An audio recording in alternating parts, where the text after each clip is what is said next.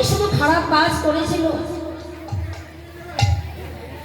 খারাপ কাজ করতে করতেই একদিন হঠাৎ করে এক বৈষ্ণব তার বাড়িতে এলো। তো বৈষ্ণবকে আশ্রয় দিল সেই পাপী। তারপর কিছুদিন পরে সেই পাপীর মৃত্যু হলো।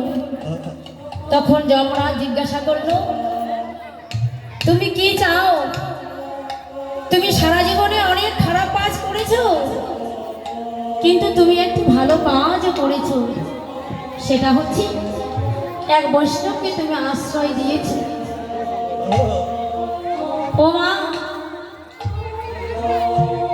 আমরা জানি না কার যে বিদায় বাঁশিটি কখন বেজে উঠবে।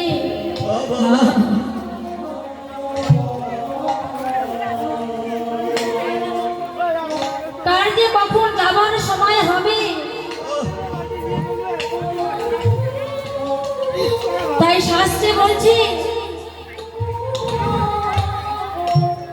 বৈষ্ণবের ধুলি যদি পড়ে গঙ্গার জলে,